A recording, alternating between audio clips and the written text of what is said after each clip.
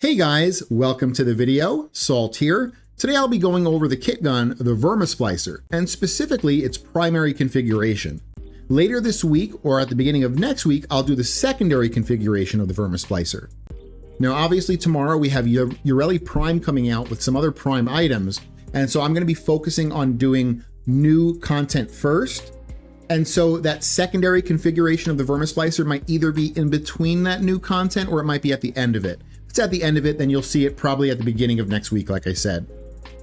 There's also a chance that tomorrow I might not have a video up, and it's because I'll spend most of the day farming all of those new items, and I also need to test those new items before I put a video up. That way, you have an informed video instead of just some random slop that comes up. So before we start though, on the Vermisplicer primary configuration, let's go over the first commenter and top commenter board. So our first commenter of the last video was Gay Guy Mike. Unfortunately, Gay Guy Mike, they don't let me type out your true name here for some reason in Warframe. They say it's a profanity, so I had to put a little asterisk there. Top commenter of the last video was Guess My Name. And then we have our recent channel supporters of Nice Bear, Colonel Suro 6, and Alfofo. Thank you so much for your support. So because the Vermisplicer is a kit gun, you'll need to build it out with different parts. You'll get these different parts from Zud and Fortuna for Solaris United Rep. We'll be using the parts that best boost our damage output. Obviously, we're going to be using the Vermisplicer chamber. The Splat loader is the best loader. But when it comes to the grip, there's some considerations to be made here. Now, the Tremor grip that I'm using here will give you the most damage output. But because this is a beam weapon, the grip also affects beam length. Basically, the more damage the grip has, the shorter the base beam length. I'll go through the grips from strongest to weakest and their beam range. So the first one is the one I'm using here, Tremor, which has a 16 meter base beam range. Then the Steady Slam, which is 20 meter range. The Shrewd is 26 meter range. The Paul Morris, I think is how you say it, is a 28 meter range. And the Brash is a 30 meter range. Also keep in mind there is an Exilus mod that adds plus 12 meters of range. Let me go ahead and switch to the build here so you see it. Sinister Reach here. So even if you went with the Tremor like me with only a 16 meter range, it can be extended out to 28 meters with just this mod. I personally prefer the Tremor grip for its max damage output and mixing it with this plus 12 meter range mod, but you can choose whatever grip fits your playstyle. Okay, let's go over unique and interesting things about the Vermisplicer primary. It has innate toxin on it. It's a beam weapon that will chain from your main beam's target to 3 enemies within 6 meters for 70% of the main beam's damage. And something unique to kit guns in general is that they have a second arcane slot that they can use for kit gun specific arcanes. All right, now for the mods. Galvanized Chamber for multi-shot. Galvanized Scope for critical chance. Prime Shred for fire rate and punch through. Now unfortunately Prime Shred is a login reward, so if you don't have it, use Vial Acceleration here instead. Bladed Rounds for crit damage. Critical Delay for critical chance, Vital Sense for critical damage, and in the next slot, there are a few valid setups. So let's go through these valid setups for this slot right here. So Hunter Munitions is an okay option, but do note that since this is a very low alpha damage weapon, you'll get very small piddly slash procs from Hunter Munitions compared to some other weapons that have higher damage amounts.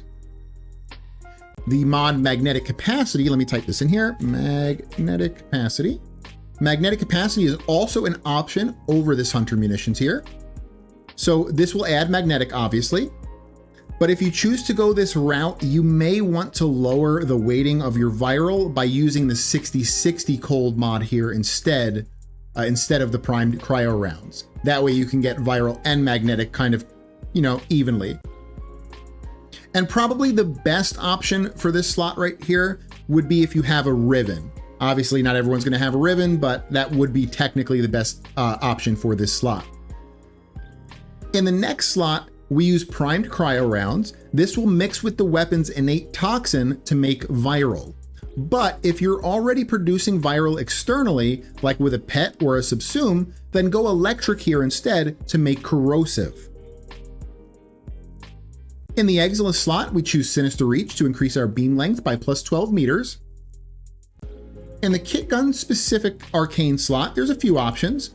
So the one I like is Pack Seeker for extra damage. This is on headshot kill, 4 projectiles burst from the target and seek the heads of nearby enemies. It's pretty good, does good damage. But the other option here would be Pack's Charge. So this changes the weapon into a battery style weapon, so you don't need to worry about ammo. And the reason this is a good option for this weapon specifically is if we look at its ammo pool here, so magazine of 43, but it only has an ammo pool of 90. So it doesn't have the biggest ammo pool. It has a pretty decent ammo pickup. So most of the time you won't have ammo issues, but if you're on a map that's maybe not super enemy dense, you could have ammo issues here. So that's why, consider Pack Seeker, but also consider Pack's Charge if you just want to never worry about ammo. In the regular arcane slot, we use Primary Deadhead for 360% flat damage, headshot multiplier, and reduced recoil. This is how you build out the primary version of the Kitgun the Vermisplicer. I hope you guys liked it, and if you did, consider leaving a like and subscribing for future content. So now we have a 5-minute gameplay portion showcasing the weapon, and when that's done, I'll go over the weapon's final score and ranking. Alright, I'll see you guys again after the gameplay. Alright, let's go ahead and start this 5-minute gameplay portion up. See how the primary Vermisplicer does.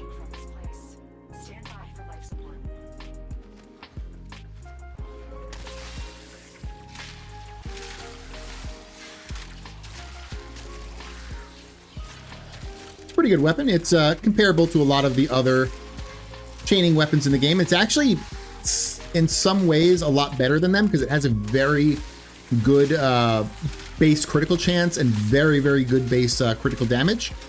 What it is lacking though is base status chance. It doesn't have the best base status chance. So it makes for a weapon that is good to build either like mono element like I have here with just viral, or like I mentioned in the build video, you can go viral and magnetic, where you have 2 different elements that only need to stack a small amount of times. You don't want to go with an infinite stacking element on here because it's not going to stack super quickly.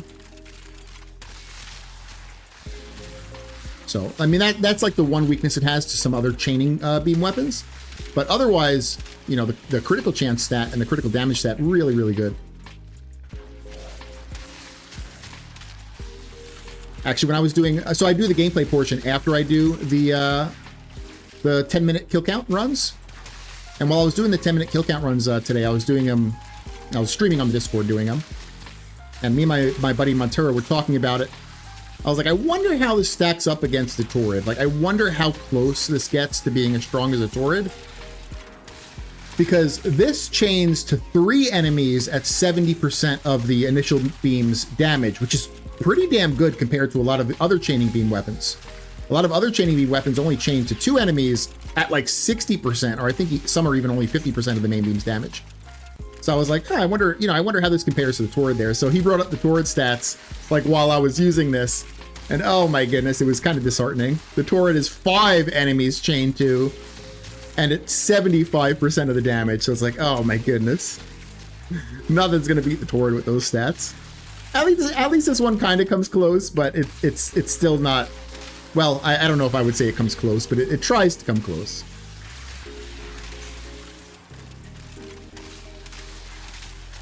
Maybe the Torrid's just a little bit too strong.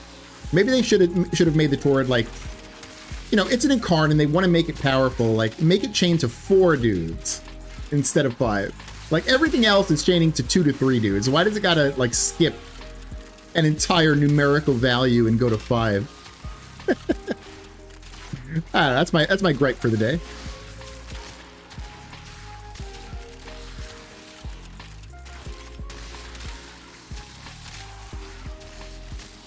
The other thing that's interesting about this weapon that's really hard to just talk about and for people to understand is that this is one of the few weapons in the game that is it's not a regular beam, it's a sticky beam weapon.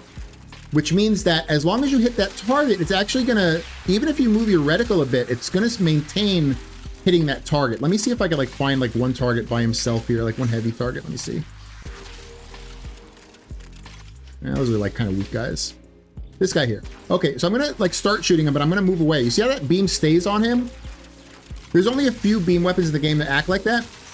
Off the top of my head, I believe it's just the primary and secondary version of the Vermisplicer, and I think the Boar Incarnate beam. Well, I know the Boar Incarnate beam works like that because that's my absolute favorite weapon in the game is the Boar Incarnate. So yeah, the Boar Incarnate beam works just like that as well. There might be another sticky beam weapon that I'm missing here, but there's not a lot of weapons that work in that like sticky beam type of way.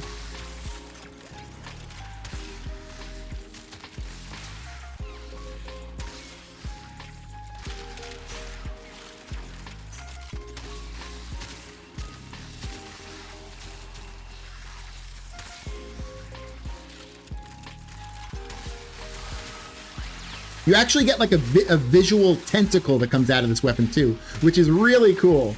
And it's not just on your side, like your allies can also see the tentacle coming out.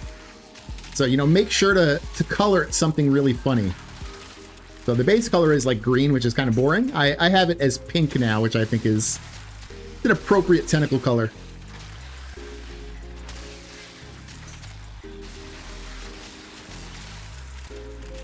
So Left Thorax is coming pretty soon here. Let me try to actually aim better so I can get back into red crits. There we go. Got a little bit lazy there for a second.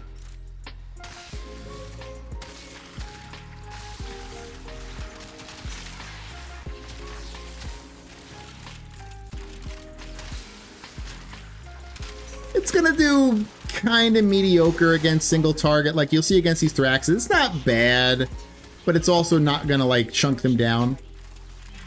And against the Acolyte, it's definitely going to be pretty mid. So, you know, again, not bad, but not great. Like, I wouldn't say that's great single target damage against the Thoraxes there. And try to not embarrass myself with my Rat Black aim. Is he even turned yet? He's not even turned yet, is he?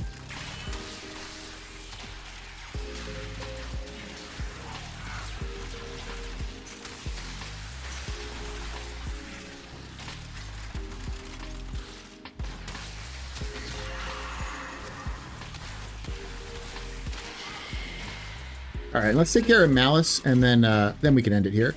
And you can see how it does versus the Acolyte.